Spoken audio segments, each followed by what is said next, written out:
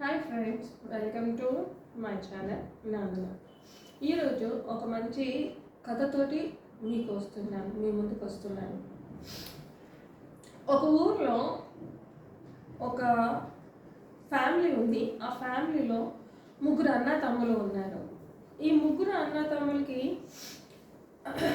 పేదరికంతో ఉన్నారు, కానీ వాళ్ళు ఒక డిసిప్లిన్ ఏదైతే ఉందో ఆ డిసిప్లిన్ తోటి, అలాగే వాళ్ళకి ఒక సమయస్ఫూర్తి అనేసి దాన్ని ఒక సాధనంగా తీసుకొని వాళ్ళు ముందుకి మీన్స్ జీవితంలో చాలా నేర్చుకుంటూ సమయస్ఫూర్తి అని అంటే ఏ టైంకి ఎలా మనము బిహేవ్ చేయాలి, ఎలా దాన్ని మనము అనలైజ్ చేయాలి అనేసి అన్న విధానంతో వాళ్ళు నేర్చుకుంటూ వాళ్ళు పెద్దవాళ్ళు అవుతూ ఉన్నారనమాట. సో పెద్దవాళ్ళు అయ్యారు.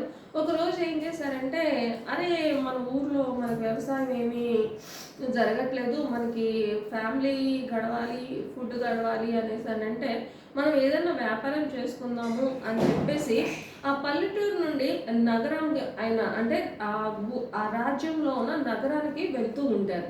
ఇలా వెళ్తూ ఉన్న దారిలో వాళ్ళకి ఒక ఎడారి ఏదైతే ఉందో ఆ ఎడారి కనిపిస్తుంది అనమాట. ఆ ఎడారిలో వాళ్ళకి ఏమేమి కనిపిస్తాయి అని అంటే, ఆ పెద్దవాడు అంటాడు, ఆ ముగ్గురు అన్నతమ్ములు కదా, అందులో పెద్దవాడు అంటాడు, అరే ఈ రూట్లో ఒక ఒంటె వెళ్ళినట్లుందిరా అనేసి అని పెద్దవాడు అంటాడు. అంటే రెండో వాడు ఏమంటాడంటే, కరెక్టే, కాకపోతే ఆ ఒంటె అన్నది గుడ్డిదై ఉంటుందిరా అనేసి అని సెకండ్ వాడు చెప్పాడు.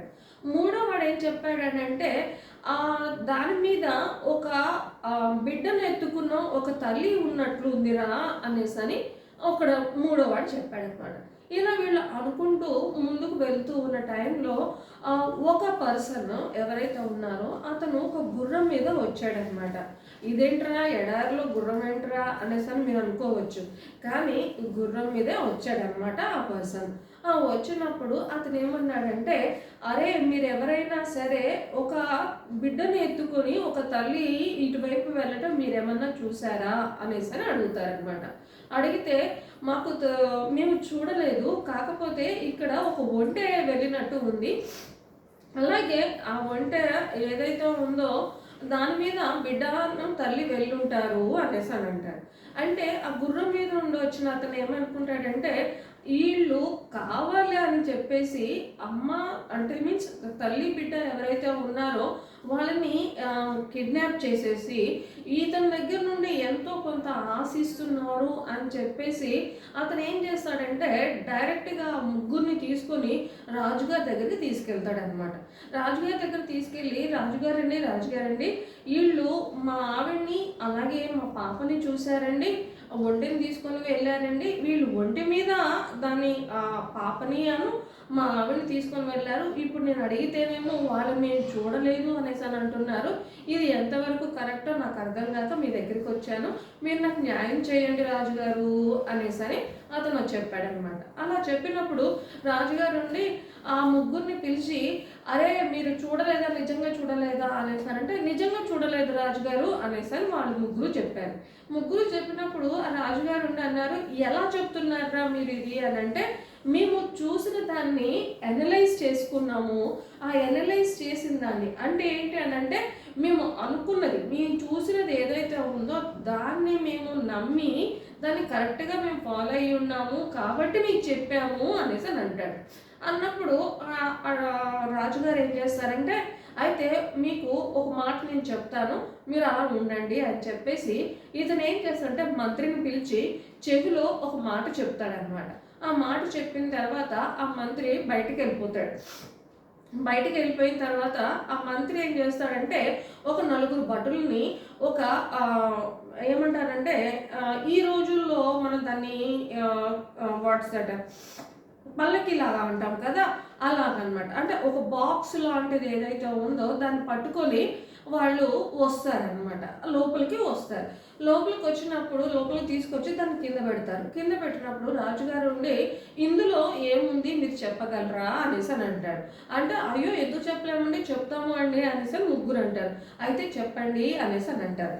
అన్నప్పుడు అందులో పెద్దవాడు వచ్చేసి రాజుగారండి ఇప్పుడు మీరు తీసుకొచ్చినది ఏదైతే ఉందో అందులోది గుండ్రంగా ఉందండి అనేసి అని చెప్పాడు. రెండో వాడు వచ్చేసి నాకు తెలిసి ఇందులో ఒక్కటే ఉందండి అనేసి అని చెప్పాడు. మూడో వాడు వచ్చి ఏం చెప్పాడు అనేసి అని అంటే అది దానిమ్మకాయ అండి అనేసి అన్నాడు. అన్నాక ముగ్గురు అన్నదమ్ములు కూడా అవునండి అందులో ఆ పెట్టెలో ఉన్నది దానిమ్మ పండు అండి అనేసి అని చెప్పారు. అన్నీ అది ఓపెన్ చేసి చూస్తే అందులో దానిమ్మ పండు ఉందన్నమాట. మీకు ఎలా తెలిసిందిరా ఈ దానిమ్మ పండు గురించి అనేసి అని అడిగినప్పుడు రాజుగారు అడిగినప్పుడు పెద్దవాడు ఉండే ఏమని చెప్పాడంటే రాజుగారు మీరు అతని భటులని ఆ బాక్స్ తీసుకురమ్మని చెప్పినప్పుడు వాళ్ళు చాలా తేలిగ్గా తీసుకుని వచ్చారు. చాలా తేలిగ్గా తీసుకొని వచ్చారంటే అందులో పెద్ద పెద్ద ఐటెంలు ఏం లేవు, చాలా చిన్న ఐటెం ఉంది అనేసి అని నేను అనుకున్నాను. రెండో వాడు ఏం చెప్పాడు అనేసి అని అంటే అది వాళ్ళు కింద పెడుతున్నప్పుడు అది డొర్లిన సౌండ్ వినిపించిందండి. ఆ డొర్లిన అంటే జరుగుతుంది కదండి. సో ఇలా జరుగుతున్న ఆ సౌండ్ ఏదైతే ఉందో ఆ సౌండ్ బట్టి అది గుండ్రంగా ఉంది అనేసి అని చెప్పామండి అని అన్నాడు. మూడోవాడు ఏమన్నాడు అనేసి అని అంటే మూడోవాడు చెప్తాడు ఈ తీసుకొచ్చింది దానిమ్మ తోట వైపు నుండి తీసుకొచ్చారు కాబట్టి అందులో ఉన్నది దానిమ్మ పండు రాజుగారు అనేసి అని చెప్పాడనమాట. సో రాజుగారు ఏం చెప్పారంటే శభాష్ మీరు చాలా బాగా చెప్పారు, ఇప్పటి నుండి మీరు నాకు సలహాదారులాగా మీరు ఉండండి అనేసి అని చెప్పి వాళ్ళకి ఆ రాజ్యంలో ఏం చేశాడంటే ఒక సలహాదారులుగా వాళ్ళని నియమించుకున్నాడు. అయితే ఇక్కడ చూడండి సమయస్ఫూర్తి అనేసి అంటే ఆ జరిగిన సంఘటన చూసి వాళ్ళు బెంబేలెత్తిపోలేదు, కానీ ఏం చేశారు అని అంటే దాని గురించి వాళ్ళు ఒక రకమైన ఈక్వేషన్ వాళ్ళ దాంట్లోకి వెళ్ళింది. ఎలా ఈక్వేషన్ వెళ్ళింది అంటే ఎడారిలో వస్తూ ఉన్నప్పుడు ఒంటె కాలు యొక్క గుర్తులు వాళ్ళకి కనిపించాయి, ఇసుకలో ఒంటె యొక్క కాలు గుర్తులు కనిపించాయి. ఆ తర్వాత ఆ ఒంటె పైన బరువు ఉండటం వల్ల ఆ ఒంటె యొక్క అడుగులు ఏవైతే ఉన్నాయో అవి కొంచెం లోతుగా కనపడ్డాయి. ఓకే, బరువు ఉన్నప్పుడు ఏమవుతుందండి భారంగా ఒంటె కాలు వేస్తుంది కాబట్టి అడుగులు ఏవైతే ఉన్నాయో భారంగా కొంచెం లోతుగా కనిపించాయి. మరి గుడ్డిదని ఎలా చెప్పారు అనేసి అని అంటే అది కుడి పక్కన మాత్రమే గడ్డి ఏదైతే ఉందో దాన్ని తినుకుంటూ వెళ్ళింది. అంటే దానికి ఒక చూపు మాత్రం అంటే ఒక కన్ను మాత్రమే కనిపిస్తుంది. ఇది అక్కడ సమయస్ఫూర్తి. ఇంకొకటి పండు గురించి చెప్పినప్పుడు ఇక్కడ సమయస్ఫూర్తి. అంటే మనం ఇక్కడ ఏం చెప్తున్నాము అనేసి అంటే మనము దేన్నైనా అనలైజ్ చేయాలి అని అంటే ముందు మనము ఎప్పుడు కూడాను అటెంటివ్గా ఉండాలి. ఏం జరుగుతుంది అన్న దాన్ని మనం ఎస్టిమేట్ చేసుకొని జరుగుతున్న సిచ్యువేషన్ ఏదైతే ఉందో దాన్ని బట్టి మనము ముందుకు వెళ్ళాలి అనేసి అని చెప్పి ఈ కథ యొక్క సారాంశం.